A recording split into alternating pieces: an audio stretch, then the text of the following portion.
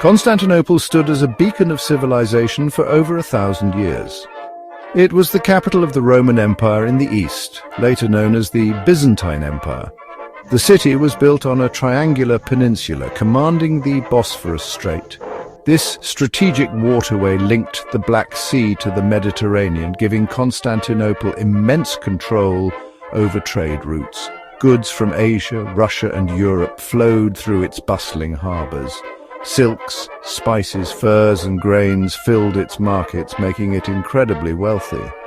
The city was a vibrant cosmopolitan center, a true meeting point of East and West. Massive land walls, known as the Theodosian Walls, protected its western approach. These fortifications were legendary, a triple line of defense that had repelled numerous sieges. Inside these defenses lived a population that, at its peak, numbered close to 500,000 souls. They were heirs to Roman law and Greek culture, speaking Greek but calling themselves Romans or Omaioi. The magnificent Hagia Sophia, the Church of Holy Wisdom, dominated its skyline. Its vast dome seemed to float above the city, a marvel of engineering and a symbol of divine presence. For centuries, it was the largest and wealthiest city in Europe. For a millennium, Constantinople represented continuity, stability, and the enduring power of the Roman legacy, a shining light in a turbulent world.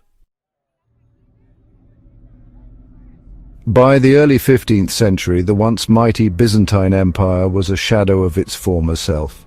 Its vast territories had shrunk dramatically over centuries of conflict. Powerful enemies had chipped away at its borders. The empire was now reduced to little more than the city of Constantinople itself. Internal problems also plagued the dying empire. Dynastic struggles and civil wars had become frequent, draining resources and manpower.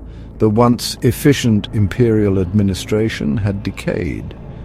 Corruption was rife, and the treasury was often empty. The devastating Fourth Crusade in 1204 had been a turning point. Western European knights, originally intending to fight in the Holy Land, instead sacked Constantinople. They plundered its riches and established a Latin empire for over half a century. Though the Byzantines eventually reclaimed their capital in 1261, the empire never fully recovered from this catastrophic blow. The economic decline was severe.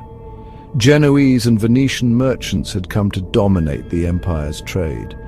Constantinople, once a bustling metropolis, saw its population dwindle significantly. Despite these immense challenges, the Byzantines held on with remarkable tenacity. While Byzantium waned, a new power was ascended in the east, the Ottoman Turks.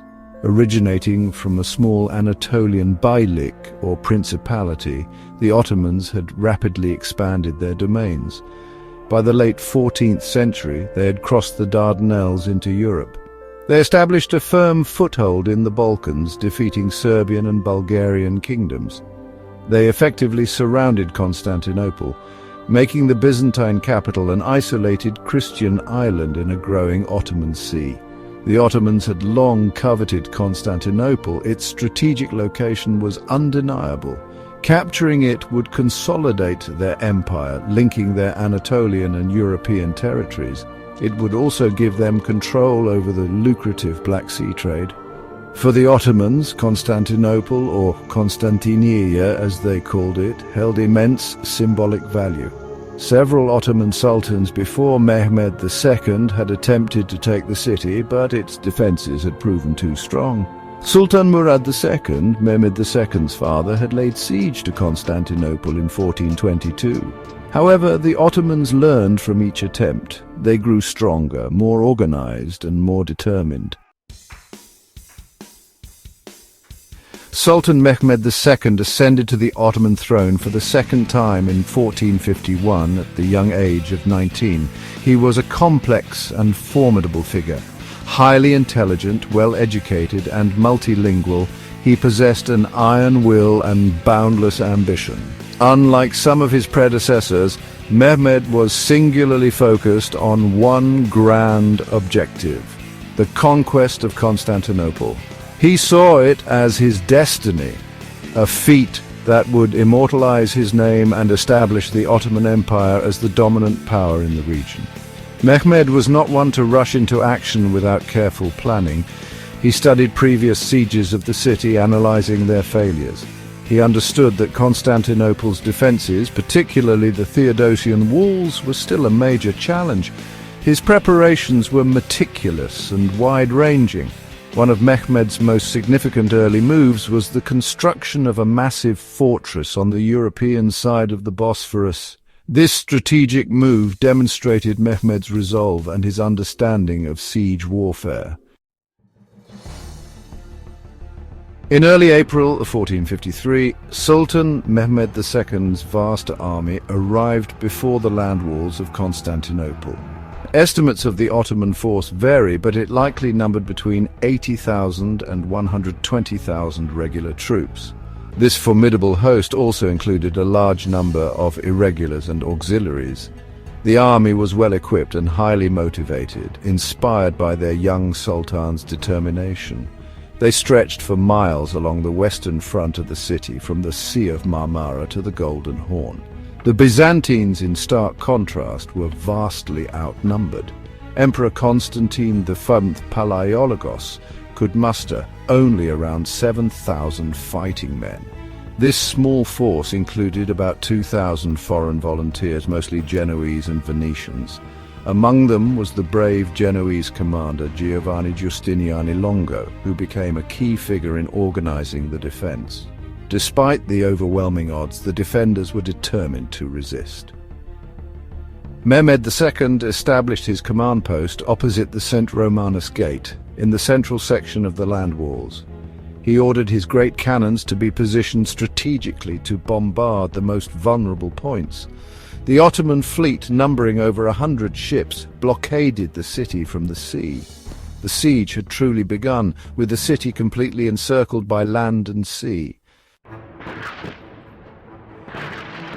The Ottoman artillery played a crucial role in the siege. Mehmed II had assembled an impressive array of cannons, ranging in size. The largest of these, the basilic, was a technological marvel for its time, though cumbersome. It could only be fired a few times a day and required careful cooling. However, its massive stone projectiles, weighing around 1,200 pounds, caused significant damage wherever they struck. The continuous thunder of the cannons became the terrifying soundtrack of the siege, shaking the city and the morale of its inhabitants. The Byzantines, though outgunned, were not without their own artillery. They possessed smaller cannons, which they used to target the Ottoman siege engines and gun crews. Despite the constant bombardment and the dwindling supplies, the Byzantine spirit did not break easily. Emperor Constantine XI was an inspiring leader. He refused all offers of surrender from Mehmed II, determined to fight to the end. After nearly 7 weeks of relentless siege, Mehmed II grew impatient. The constant bombardment had weakened sections of the Theodosian walls, particularly near the St. Romanus Gate. On the night of May 28, 1453, the Ottoman camp was alive with activity. Thousands of soldiers prepared for what they hoped would be the final attack. In the early hours of May 29th, the Ottoman assault began. Wave after wave of attackers charged the battered walls.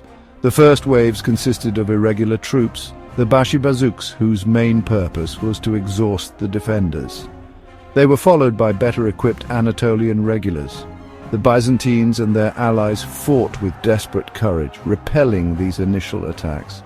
The turning point came when a small group of Janissaries, the Sultan's elite troops, noticed an unlocked postern gate, the Kerkoporta, in one section of the walls. These Janissaries managed to enter the city and raise the Ottoman banner on a nearby tower. Seeing this opportunity, Mehmed II ordered his Janissaries to press the attack at the main breach near the St. Romanus Gate. With the emperor dead and the walls breached in multiple places, the organized defense of Constantinople collapsed. The fall of Constantinople was followed by 3 days of plunder, as was customary at the time for a city taken by storm. Ottoman soldiers poured through the streets, looting homes, churches and palaces. The civilian population suffered terribly. Many were killed, while tens of thousands were enslaved. The treasures accumulated over centuries were carried off. The great libraries, repositories of ancient knowledge, were ransacked, and countless manuscripts were lost or destroyed.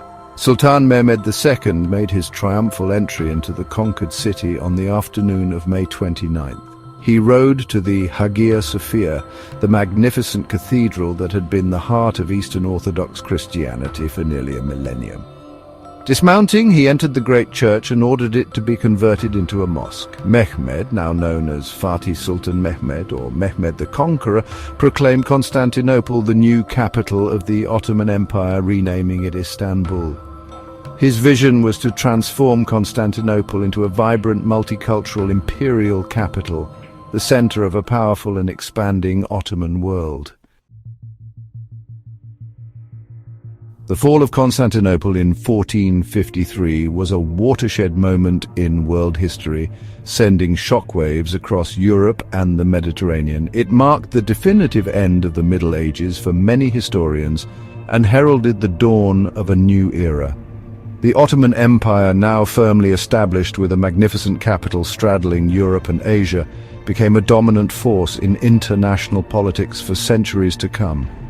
Its control over the Bosphorus and Dardanelles gave it a stranglehold on the traditional trade routes between Europe and Asia. This spurred European powers to seek new maritime routes to the east, contributing to the Age of Discovery. One of the most significant long-term consequences was the migration of Byzantine scholars and intellectuals. Fleeing the Ottoman conquest, many sought refuge in Italy and other parts of Western Europe. They brought with them precious Greek manuscripts of classical texts, philosophy and science that had been preserved in Constantinople's libraries. This influx of ancient knowledge played a vital role in fueling the Renaissance, stimulating a renewed interest in classical learning and art. The wisdom of ancient Greece, carefully guarded by Byzantium for centuries, now helped to reshape Western thought and culture, a profound intellectual inheritance. Though Constantinople fell, the ideas and culture it had nurtured for over 1,000 years did not simply disappear. They transformed, adapted, and continued to resonate, demonstrating that while empires may crumble, the intellectual and cultural currents they generate can flow on, shaping civilizations yet to come.